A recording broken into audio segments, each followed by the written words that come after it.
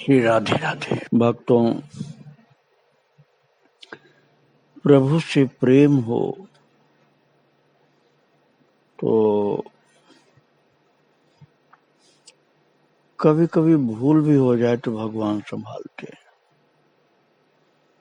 भूल का मतलब भगवान को हम भूल गए, याद नहीं किए, उनकी शक्ति को भूल गए, दिमाग से निकल गई, तब भी ठाकुर जी संभालते हैं।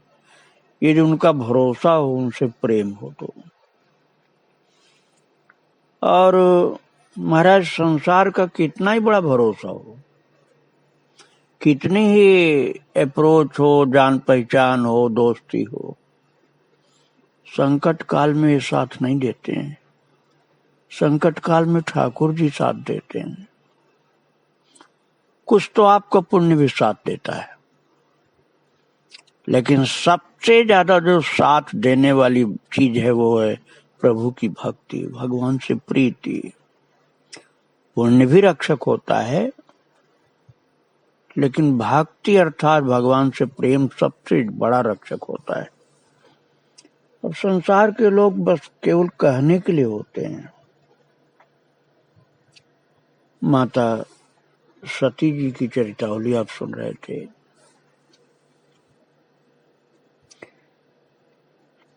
जो अपने पति के उस घर में रह रही थी जहाँ उनकी पतिदेव की माँ, उनकी बहन अर्थात इनकी ननद जी थी, सती की ननद, और उनके सती के नंदोई।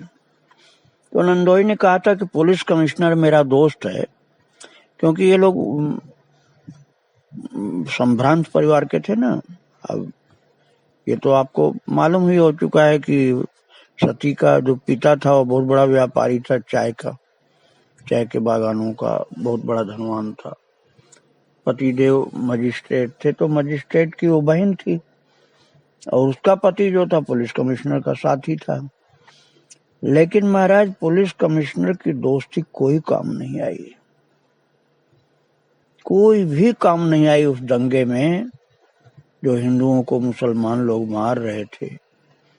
जब देश का बंटवारा हुआ था, पाकिस्तान में जो घटनाएं घट रही थी, थोड़ा सा उसकी झांकी आपने कल देखा था। पुलिस का सारा दृष्टिकोण ही बदल गया था। जो पुलिस पहले रक्षक थी, अब वो ये देखने लग गई थी कि कौन हिंदुस्तानी और कौन पाकिस्तानी।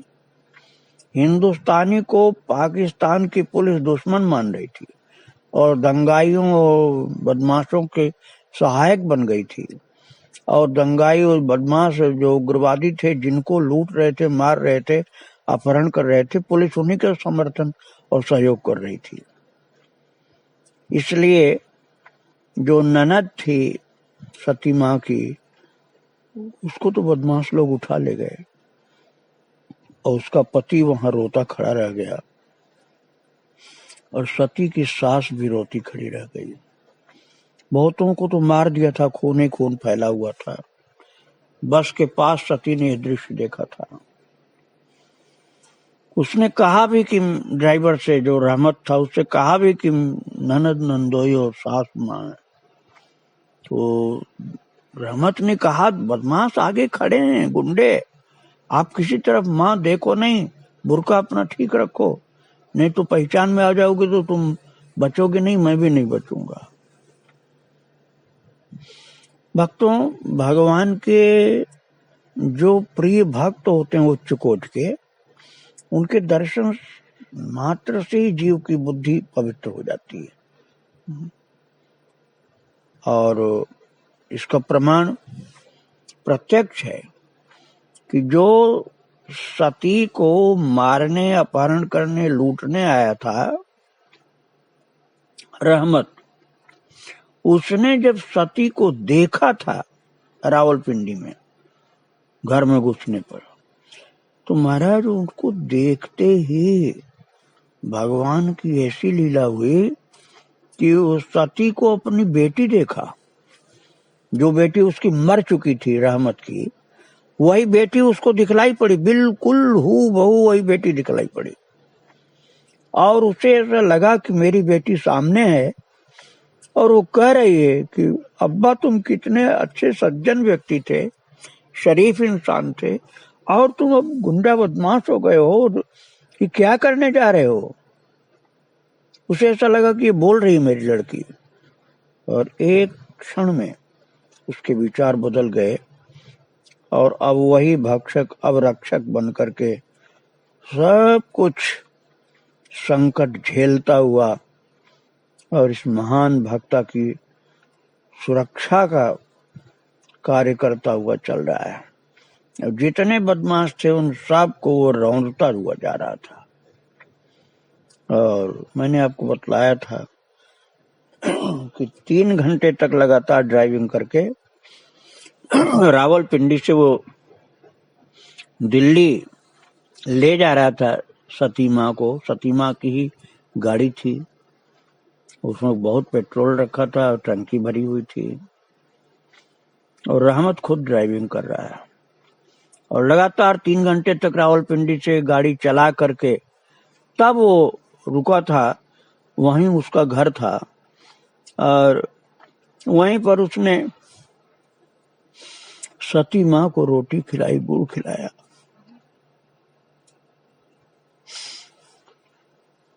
अपनी जान जोखिम में डाल करके ले आया है। सती माँ ने आश्चर्य से पूछा कि आप तो लूट पाट करने, मार काट करने के लिए उन गुंडों के हेड हो करके आए थे, आपने जान जोखिम में डालकर मुझ काफिर को बचाने की क्यों सोची। तो उसने बतलाया था कि मुझे तो अपनी बेटी दिखलाई पड़ी, मुझे यही लगा कि मेरी बेटी सामने आ गई, तो मैं कैसे तुम्हारे साथ गलत व्यवहार कर सकता था। और महाराज भगवान ने कैसी उसकी बुद्धि बदल दी थी। प्रभु की कृपा से रहमत ने अपने घर के अन्न से, भोजन से सती की सेवा की थी, भगवान का आशीर्वाद प्राप्त किया था। और अभी तो वो रावलपिंडी से ही 3 घंटे की दूरी पर बैठी है रहमत के घर, अभी दिल्ली आना उसको। और वो सती कह रहे हैं कि रहमत, तुम्हारा ऋण कभी मैं चुका नहीं सकूंगी। जब तुमने मेरे लिए इतना किया है तो इतना और करना कि रावलपिंडी जब लौट कर जाना तो मेरी सास, ननद और नंदोई की खोज करना। भक्तों, उसके बाद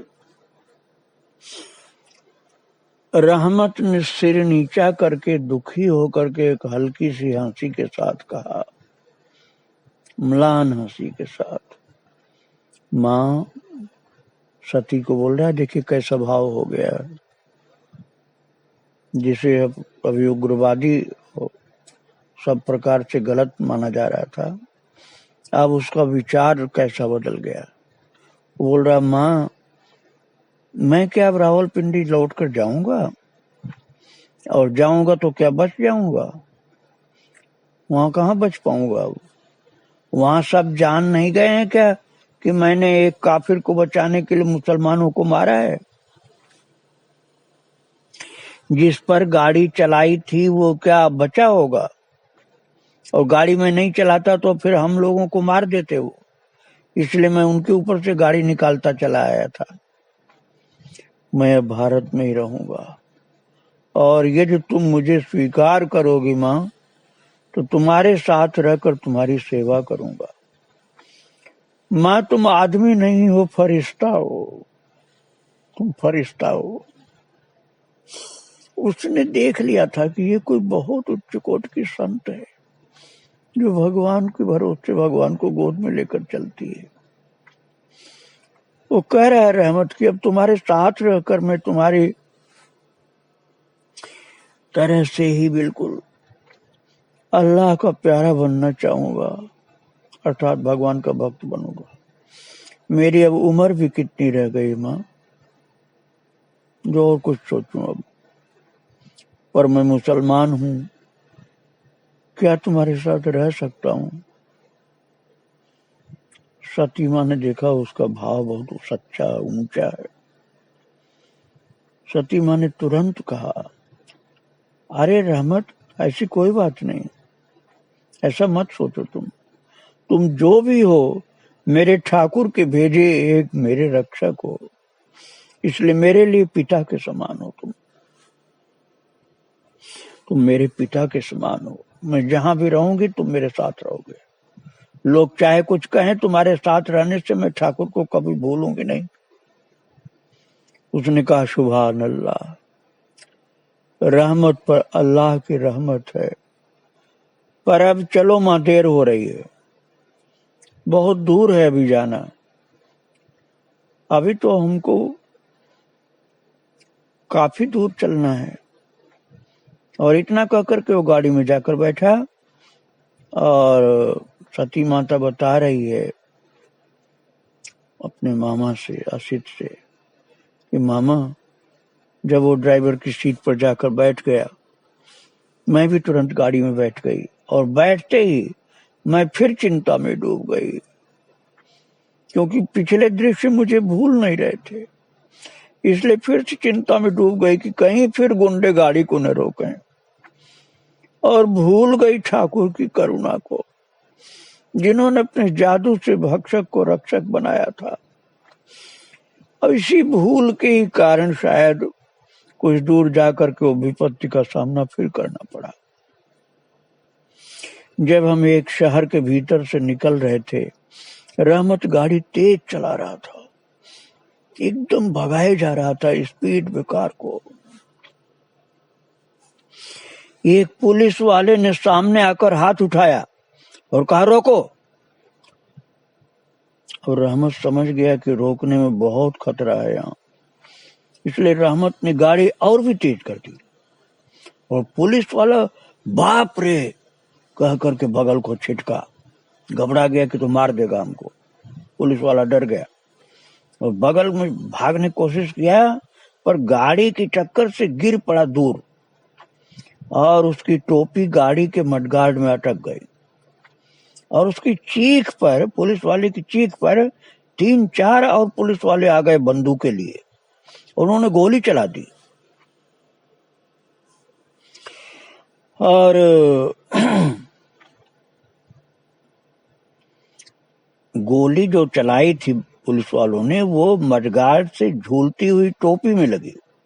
और उसी समय वो एक क्रॉसिंग पर रहमत ने गाड़ी दाहिनी ओर मोड़ दी तेज स्पीड में, और गाड़ी उलटते उलटते न जाने कैसे बच गई। इतनी तेजी से मोड़ा था कि गाड़ी बिल्कुल लग रहा था उलट जाएगी, लेकिन उलटते उलटते बच गई। कैसे, ठाकुर जी जाने कैसे बचाए। और मुड़ते ही रहमत ने कहा, बच गए मां, बच गए। ठीक इसी समय गाड़ी यदि मोड़ने की जगह न मिलती तो गोलियों से आज हम लोग नहीं बच पाते। अल्लाह अकबर। ऐसा जब बोला हो तो माता ये कह रही है असित से कि मैं तो बेहोश हो गई थी डर से कि इतनी गोली चल रही है, पुलिस वाले गोली चला रहे थे, और मैं डर से बेहोश सी हो गई थी।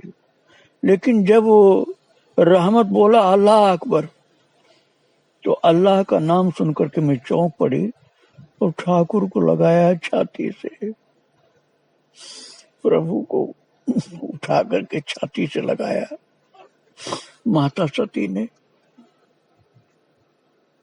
और मन ही मन कहने लगी, ठाकुर अपराध क्षमा करना, तुम बार बार बचाते हो, मैं बार बार भूल जाती हूँ कि तुम मेरे रक्षक हो, और तुम्हारी ही कृपा से, तुम्हारी ही लीला से इस प्रकार से मैं बच करके चल रही हूँ। उसके बाद सती माता ने जो कहा है भक्तों, वो जल्दी से समझ में नहीं आ सकता है। सती माता ने असित से कहा कि तब से मैं क्या कहूँ मामा जी, मैं आपकी शपथ लेकर के कहती हूँ कि मैंने स्पष्ट अनुभव किया कि ठाकुर हमारे साथ गाड़ी के भीतर ही नहीं, बाहर भी चल रहे हैं, और गाड़ी के साथ साथ गाड़ी की स्पीड से हमारे देह के रक्षक के रूप में दौड़ रहे हैं बाहर बाहर। मैंने अपनी आंखों से प्रत्यक्ष देखा। और इतना कह करके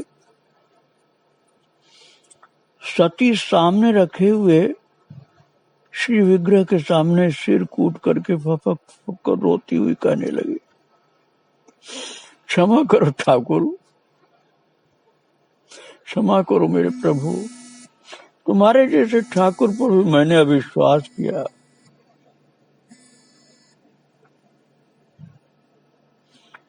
और तुम्हें पत्थर माना था पहले। वो कहते कहते रो रो करके मूर्छित सी होने लगी। करे मामा, मैंने प्रत्यक्ष देखा था अपनी इन्हीं आंखों से कि जो ठाकुर मेरे छाती से चिपका हुआ वही ठाकुर रूप धारण करके गाड़ी के साथ साथ दौड़ता हुआ मैंने देखा था बगल बगल।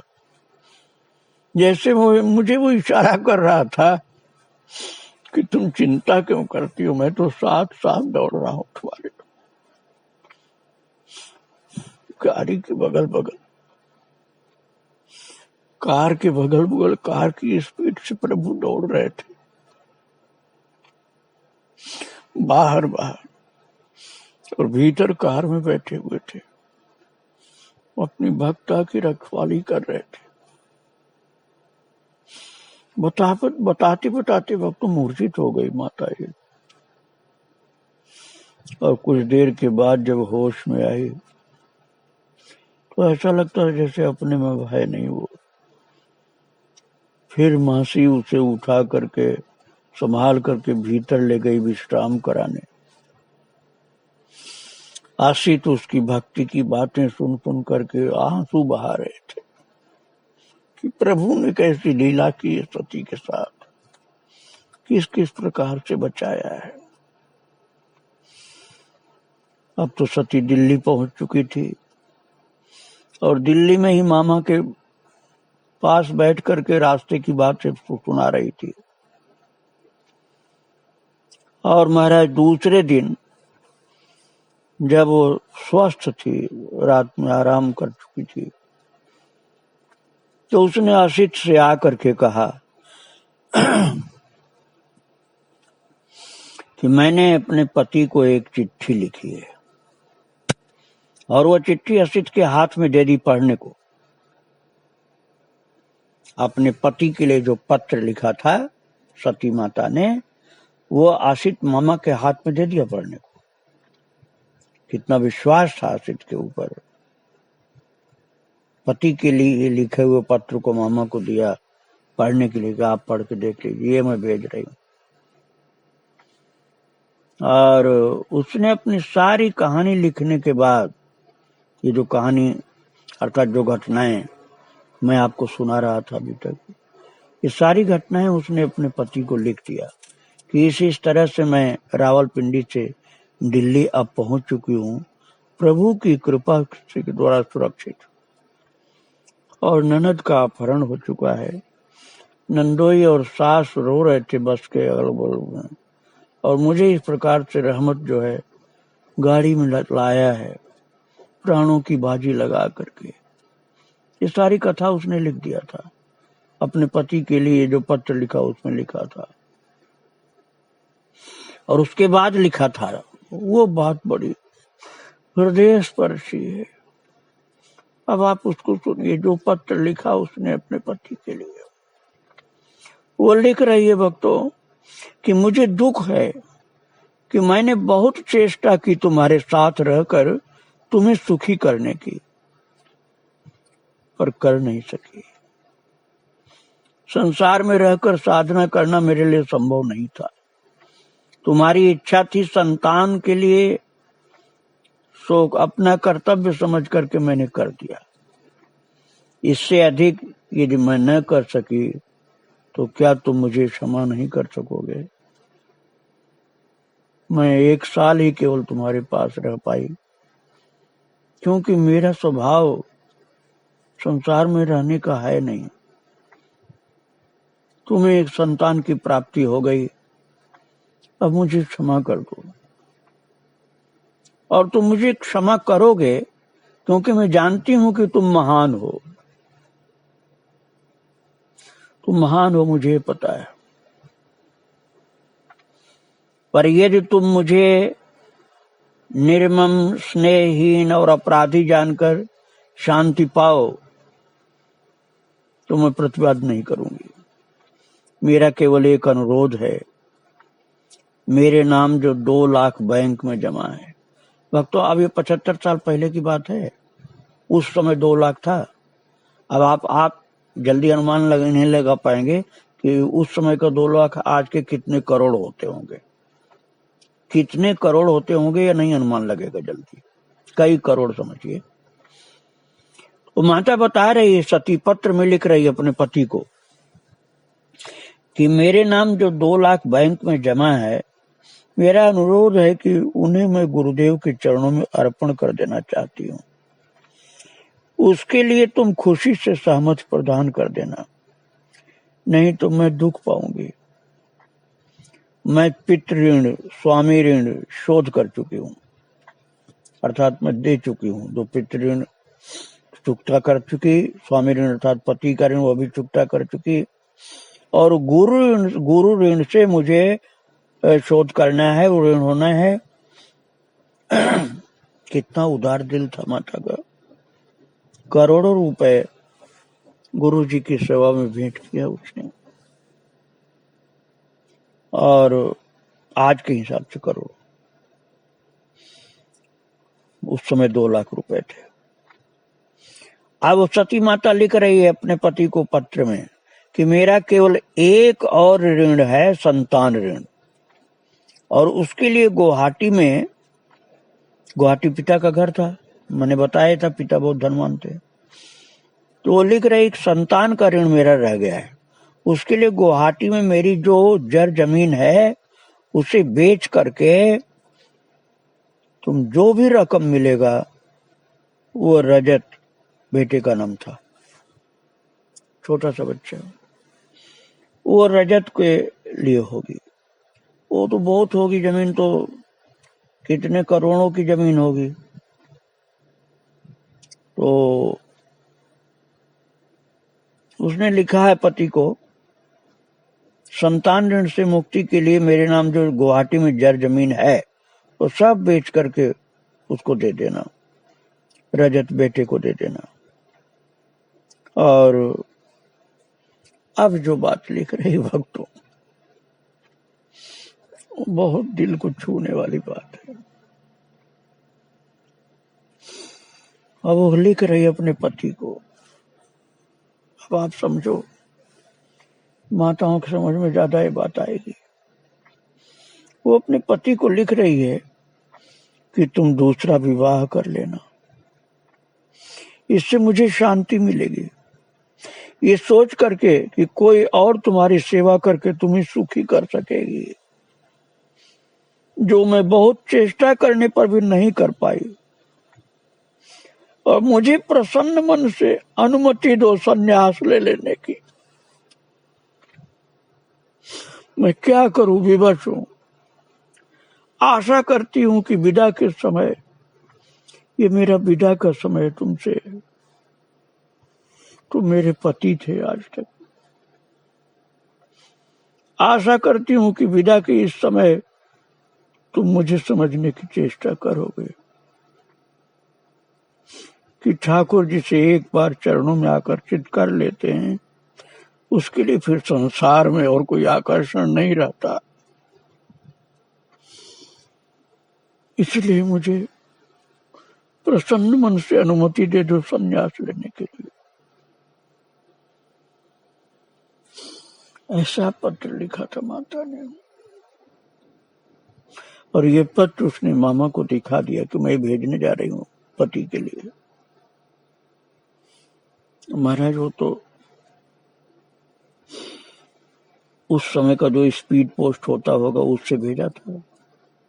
अर्जेंट जो रजिस्टर्ड होता होगा डाक, उससे भेजा था उसने, माता ने। और 3-4 दिन बाद ही उत्तर आ गया। उस मजिस्ट्रेट जो उसका पति था माता का, उस मजिस्ट्रेट का, अरुण का उत्तर आ गया 3-4 दिन बाद। अब आप वो सुनिए, वो कितना महान व्यक्ति था। सती का जो पति था आज तक, उस अरुण का पत्र आया, 3-4 दिन बाद उत्तर आ चुका। वो लिखा है सती के लिए कि मुझे छोड़ करके कहीं भी जा करके यदि तुम्हें शांति मिले तो मेरी पूर्ण अनुमति जानना है। मैं अपने मन कष्ट के लिए तुम्हें दोष नहीं दूंगा। वो पति लिख रहा है कि तुम्हारे जाने से मुझे मन में कष्ट बहुत होगा, क्योंकि अब पता है कि तुम संन्यास लोगी तो लौट करके तो आओगे नहीं मेरे पास, तो मेरे मन में कष्ट तो बहुत ज्यादा होगा, लेकिन इसके लिए मैं तुमको दोष नहीं दूंगा। मुझे तुम्हारे ऊपर अब भी उतना ही विश्वास है जितना पहले था। अंतर यह है कि पहले तुम्हारी किसी किसी विमुखता को मैं समझ नहीं पाता था, अब अच्छी तरह समझ गया हूं कि तुम्हारे लिए वैवाहिक जीवन संभव नहीं था। तुम अपने पिता की बात रखने के लिए शादी की थी, जो हमको मालूम हो चुका है कि तुम अपने पिता की बात रखने के लिए शादी स्वीकार कर ली थी, नहीं तो तुमको तो संन्यास बहुत पहले ही लेना था। अब मुझे मालूम हो गया है कि शादी के लिए तुम्हारा जन्म नहीं हुआ था। तुम्हें भगवान ने इसलिए बनाया ही नहीं था विवाह बंधन के लिए, पर तुमने जो मुझसे अनुरोध किया है कि दूसरा विवाह मैं कर लूं, उसे पढ़ करके मुझे एक हल्की सी हंसी आई, ये सोच करके कि केवल मैंने ही तुम्हें समझने में भूल नहीं की,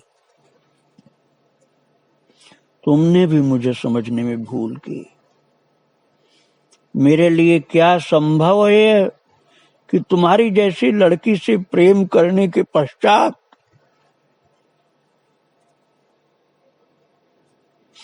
किसी दूसरी से प्रेम कर सकूंगा। सती, अब मैं विवाह नहीं करूंगा। तुम्हें भगवान ने सन्यास के लिए जन्म दिया था, तुम सन्यास लेना चाहती हो तो लो, किंतु मैं अब तुम्हारे द्वारा निर्दिष्ट जैसे मुझे मार्ग मिल गया है भक्ति करने का, अब मैं अपनी नौकरी के साथ साथ भगवान की भक्ति भी करूंगा। भक्तों में भी सुना रहा था कि सती का जो संसार में लौकिक पति था, वो कितना अच्छा आदमी था। उसका पत्र आप सुन रहे थे। अब आगे की बात सुनिए भक्तों। दूसरे दिन प्रातः काल सती अपने ठाकुर को छाती से चिपका करके बड़े प्यार से चूमी और असित मामा को और साथ में रहमत को साथ लेकर के रवाना हुई हरिद्वार को। वहां गुरु आश्रम के निकट पहुंच करके उसने जमीन पर लौट करके दंडवत किया और वहीं पर गुरुदेव की आज्ञा से गुरु सानिध्य में एक मकान खरीद लिया। हरिद्वार में ही आश्रम के निकट में एक मकान खरीद लिया और अपना शेष जीवन व्यतीत करने के लिए वहीं गुरुदेव के आश्रम में पहुंचते ही वो गुरुदेव के चरणों में लौट गई और आंखों से आंसू गिरने लगे। गुरुदेव जो बताए थे उसको जाकर के रावलपिंडी में कि यहाँ राक्षसी लीला होने वाली, मारकाट होने वाली है, आप तुम को मैं बता करके जा रहा हूँ हरिद्वार और तुम मेरे पास आ सकती हो। और नंदोई ने कह दिया था, पुलिस कमिश्नर ने मना किया है, ऐसा कुछ नहीं होना है। मैं आपको सुना चुका हूं। वही गुरुदेव उसके मस्तक पर, जब वो चरणों में लोटी पड़ी जमीन पर, उसके मस्तक पर हाथ रख करके आशीर्वाद दिया और हल्की सी मुस्कान के साथ पूछा हंसते हुए से, सती क्यों विग्रह निष्प्राण है या जीवंत?